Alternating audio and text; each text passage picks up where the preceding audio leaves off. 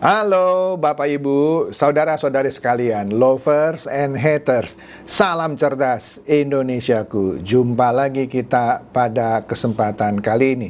Bagi Anda yang belum subscribe channel saya, silakan subscribe channel saya. Tekan loncengnya agar Anda dapat notifikasi setiap kali saya mengupload video-video saya. Oke, pada kesempatan kali ini saya akan membahas sebuah berita yang menurut saya sih menyedihkan gitu ya. Kenapa? Karena saya orang yang suka baca buku gitu ya. Jadi berita ini tentunya bukan berita yang menggembirakan buat saya. Apa itu? Berita mengenai toko buku Gunung Agung akan tutup semua tokonya di tahun ini juga. Astaga. Padahal toko buku Gunung Agung itu setahu saya dia berdiri lebih dulu ketimbang Gramedia. Oke. Nah, kita nggak tahu nih, setelah toko buku Gunung Agung ini tutup, apakah toko buku Gramedia menyusul nggak nih? Kita nggak tahu ya, tapi kita lihat dulu lah nih ya. Nanti kita lihat juga ya, toko buku apa yang di Indonesia udah pada tutup gitu ya. Nah, di sini berita nih dari Kompas ya. Baru kemarin ini. Iya nih. Nah, ini menariknya di sini Kompas mengatakan ini Kompas, bentar saya lihat. Iya, Kompas tanggal 22 ya kemarin ya. Di sini dikatakan bahwa dalam tahun ini juga toko buku Gunung Agung akan ditutup permanen semuanya ya. Nah, di sini namanya PT Gunung Agung 13. Baru tahu saya. PT Gunung Agung 13. Tentu ada alasannya kenapa pakai nama Gunung Agung 13. Padahal kan kebanyakan orang kan angka 13 itu angka jelek gitu ya. Angka sial gitu. Tapi ini dipakai 13. Saya juga nggak percayalah kalau ada perusahaan namanya 13 itu pasti sial. Buktinya ini toko buku sudah berpuluh-puluh tahun ada di Indonesia, ya kan? Nah, dalam tahun ini juga toko buku Gunung Agung yang tersisa, maksudnya selama ini toko buku Gunung Agung sudah sih sebenarnya satu persatu tokonya itu ditutup, apalagi gara-gara pandemi COVID-19. Nah, tetapi akhirnya manajemennya memutuskan dalam tahun ini juga sisanya akan ditutup semua. Ini keputusannya katanya diambil karena perusahaan tidak dapat bertahan dengan terus bertambahnya kerugian dari biaya operasional gitu ya yang semakin besar. Ya, satu-satunya cara sih kalau dalam bisnis namanya cut loss. Udahlah, daripada berdarah-darah gitu ya. Udahlah, tutup gitu ya. Nah, di sini sebenarnya dari tahun 2020 ya sampai tahun 2023 ini Gunung Agung sudah secara bertahap ya kan mengurangi tokonya, ya kan? Tentu saja di sini dikatakan dilakukannya secara yang tunduk dengan peraturan perundang-undangan yang berlaku ya. Dikatakan juga sejak era pandemi COVID-19 ya di tahun 2020 toko Gunung Agung telah melakukan efisiensi dengan menutup beberapa tokonya di beberapa kota ya, seperti Surabaya, Semarang, Gresik, Magelang, Bogor, Bekasi, dan juga Jakarta. Ya, penutupan beberapa toko buku Gunung Agung ini bukan hanya akibat pandemi COVID-19, itu cuma salah satu, melainkan untuk menjaga kelangsungan usaha. Iyalah, kalau ada cabang-cabang yang ruginya terlalu banyak ya ditutup. Kalau nggak ditutup, maka untuk mempertahankan toko itu kan harus ngambil keuntungan dari toko yang lain yang masih untung gitu kan. Maka dari itu supaya tidak terlalu banyak berdarah istilahnya ya. Ya udah itu di-cut saja ya untuk mengurangi risiko kerugian yang lebih besar dan untuk menjaga kelangsungan usaha ya. Nah, di sini disebutkan juga kerugiannya itu yang disebabkan pencapaian penjualan yang menurun gitu ya. Ya, apalagi dengan adanya pandemi COVID-19. Nah, penutupan yang terjadi mulai tahun 2020 itu bukan merupakan penutupan terakhir, karena masih ada yang mana dalam tahun ini juga akan dihabisin semuanya, ditutup semuanya ya, secara permanen. Jadi dikatakan keputusan ini harus diambil karena mereka tidak dapat bertahan lagi dengan tambahan kerugian biaya operasional bulanan yang semakin besar. Nah, ngomong punya ngomong, toko buku Gunung Agung ini merupakan salah satu toko buku yang paling legendaris, ya. Toko ini sudah ada bahkan sebelum saya lahir. Bahkan dari kebanyakan Anda yang nonton video ini mungkin juga belum lahir. Toko buku Gunung Agung sudah lahir. Tahun berapa? 1953 di Jakarta. Pendirinya adalah Chow Witai atau yang dikenal sebagai Haji Mas Agung. Oke?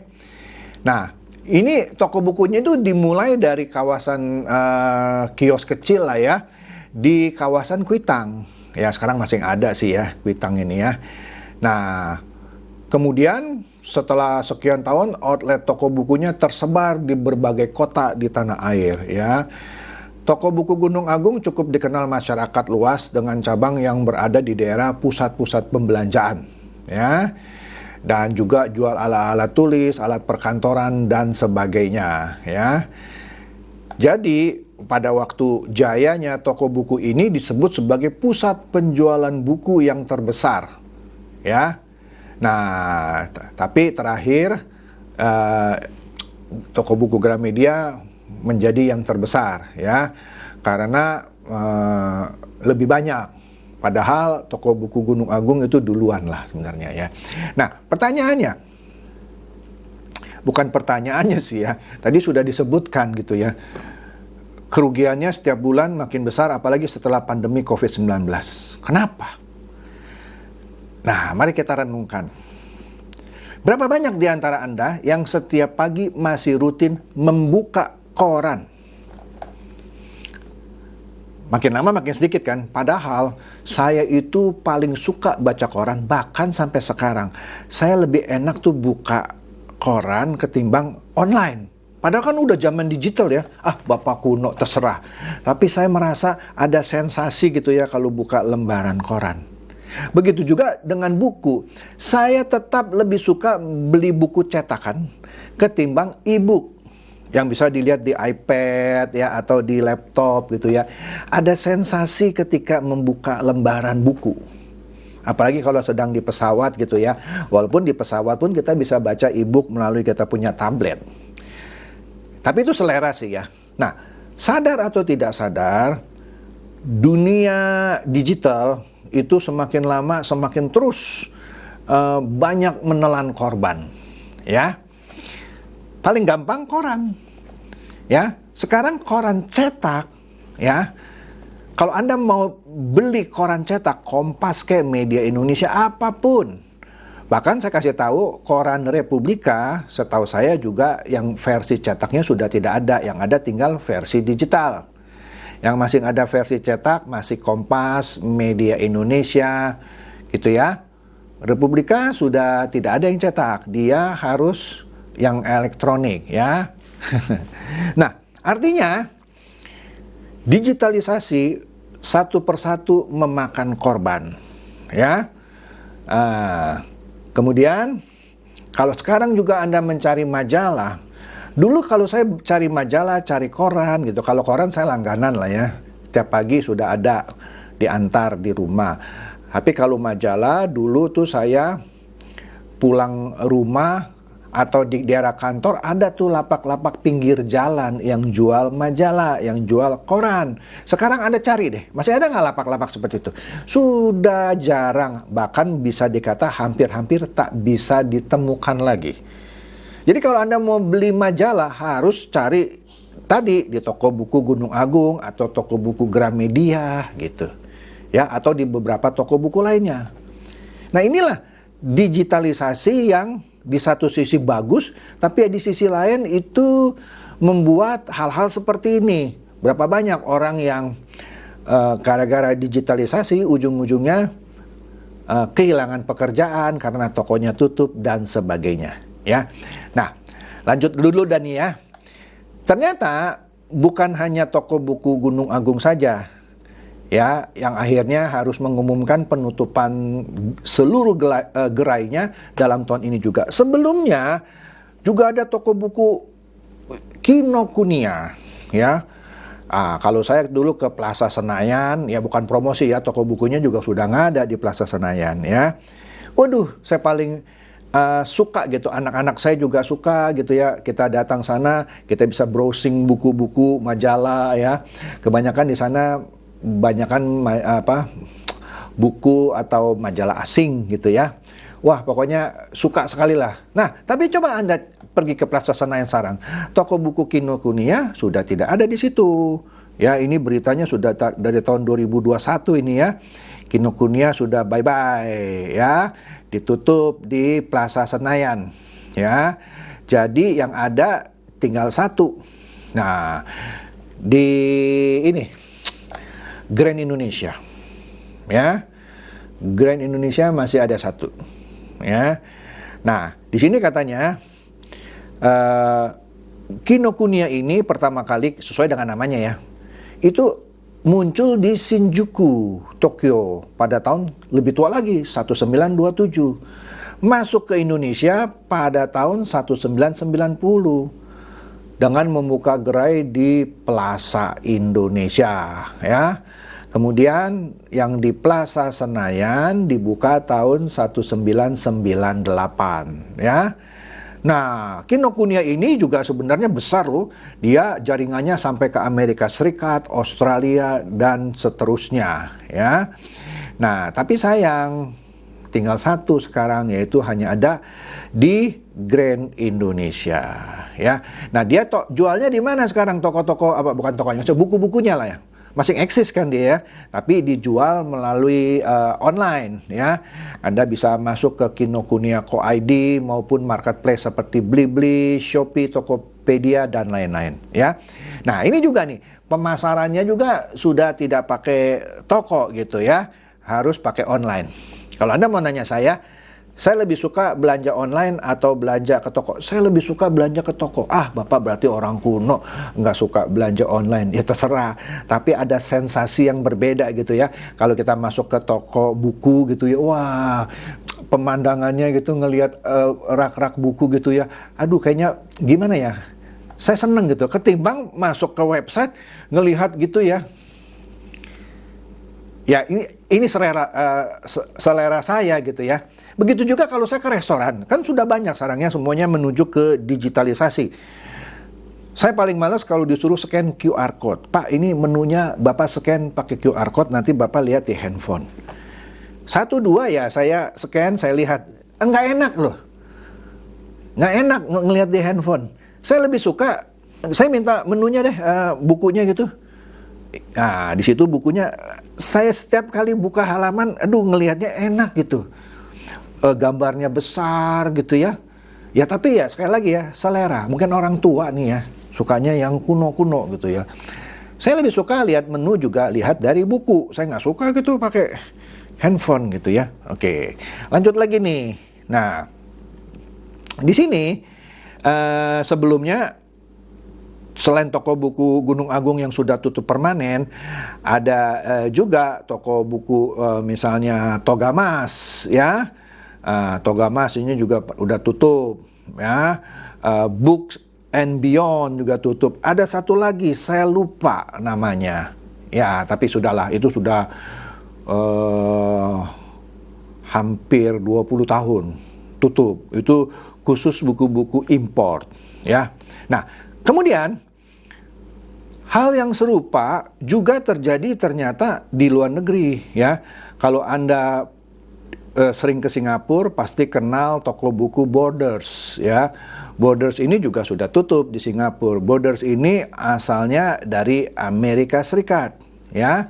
Nah, tapi ya sama, dia akhirnya nggak bisa survive juga di Singapura, ya. Tapi toko buku saingannya Barnes and Noble masih bisa bertahan. Oke. Nah, itulah kira-kira dampak digitalisasi terhadap industri cetak, dalam hal ini buku, majalah, dan lain-lain, ya. Sebenarnya digitalisasi juga sudah, saya bisa bilang, menghancurkan, tanda kutip ya, industri musik tradisional. Apa itu? Kaset. Kaset itu digantikan oleh CD gitu ya. Nah, CD pun sekarang, coba Anda cari. Dulu ada Duta Suara, ada Distara gitu ya. Sekarang coba Anda cari CD. Bahkan orang yang bikin musik sekarang udah nggak bikin CD lagi. Ya, Anda bisa dengarnya melalui apa? Spotify, YouTube Music, dan lain-lain. Ya, nah inilah perkembangan dunia sekarang ini. Semuanya mengarah ke digital, ya. Nanti apalagi yang akan berubah selain kasusnya toko buku Gunung Agung yang akan terdampak dengan digitalisasi? Percaya atau tidak, ketika dunia tidak lagi memandang gelar, sekarang kan kalau Anda mau kerja ditanya, Anda kuliah di mana? Wah, saya kuliah dari Stanford University. Wah, keren gitu ya, luar negeri ya. Dari mana? MIT, UCLA gitu ya. Nah, sekarang percaya atau tidak ya, ketika perusahaan mencari karyawan, kalau dia nggak penting yang namanya ijazah atau dari mana, yang penting kan sekarang skill kan, keahlian. Sekarang sudah banyak perusahaan yang tidak lagi cari karyawan lulusan universitas tertentu. Universitas ngetop, udah enggak. Yang dia lihat adalah, you mampu kerja nggak? Kalau you mampu kerja, you masuk. Bahkan you nggak punya gelar pun, Anda nggak punya gelar pun, masuk. Nah, ini akan merambah ke dunia pendidikan. Sekarang sudah ada beberapa website, cuman saya nggak mau sebut lah ya. Nanti Anda cari sendiri gitu ya. Di website ini, kalau Anda benar-benar mau belajar misalnya soal kesehatan atau apa gitu ya, Anda masuk ke website itu atau bahkan channel YouTube lah, misalnya ada channel YouTube, Anda ikuti terus di situ, maka Anda kalau rajin gitu ya, ngikuti itu ya, Anda bisa dapat pengetahuan yang mungkin jauh lebih advance dari mereka yang misalnya kuliah di kedokteran. Saya sungguh ini cerita. Saya pernah mempelajari sesuatu ya dari channel-channel seperti ini dan saya praktekkan, ya. Tetapi teman-teman, bahkan saudara saya yang punya gelar dokter di bidang kesehatan nggak ngerti gitu soal ini gitu. Ini kan lucu ya. Bahkan ada cerita lagi nih katanya nih ya. Waktu itu anak pejabat dah ya. Dia udah periksa dokter di Indonesia, semuanya angkat tangan. Ketika dia ke luar negeri, dokter cuman bilang, Anda sebenarnya nggak sakit apa-apa. Anda cukup puasa intermittent fasting gitu ya. Wah, dia lakukan puasa intermittent fasting itu panjang lah ya, saya nggak usah cerita. Saya juga pernah iseng dulu bikin soal intermittent fasting. Dia sembuh. Ketika dia sembuh, dia datang lagi ke dokter. Dokternya kaget, kok kamu sudah sehat sekarang? Iya dok, saya ke luar negeri nggak diapa-apain tuh, nggak dikasih obat. Padahal dokter di Indonesia rata-rata sudah angkat tangan katanya ya. Jadi kamu apa? Saya disuruh intermittent fasting, caranya begini-begini. Apa itu intermittent fasting? Nah, ini kan lucu ya. Dokter nggak ngerti yang namanya intermittent fasting. Nah, saya belajar intermittent fasting dari channel YouTube, dari website gitu. Kenapa? Karena ya itulah, ilmu pengetahuan kan, nutrisi dan segala macam itu kan terus berkembang. Kalau dia dokter tapi lulusan 30 tahun yang lalu, yang mana belum ngerti apa itu intermittent fasting, dan dia cukup bangga dengan gelarnya di situ, dia nggak akan berkembang. Ketika orang ngomong intermittent fasting, dia nggak ngerti. Oke? Jadi sekali lagi, perkembangan dunia digital ada positif, ada negatifnya. Ya, yang negatifnya tadilah soal bisnis ini jadi menyebabkan yang namanya Gunung Agung ini tutup. Tapi ada positifnya juga, itu membuka kesempatan buat orang yang haus akan ilmu. Kalau dia mau search dari internet banyak kok. Apalagi sekarang banyak sistem yang menggunakan artificial intelligence. Jadi itu saja, pembahasan ini agak melebar tapi ini menarik ya. Intinya itulah alasannya mengapa toko buku Gunung Agung tutup permanen seluruh tokonya sampai akhir tahun ini. Jadi itu saja bahasan saya, semoga ini mencerdaskan dan mencerahkan Anda semua. Silakan share video saya ini kepada teman-teman, sahabat atau kerabat supaya mereka tambah cerdas dan tercerahkan. Seperti biasa, terima kasih.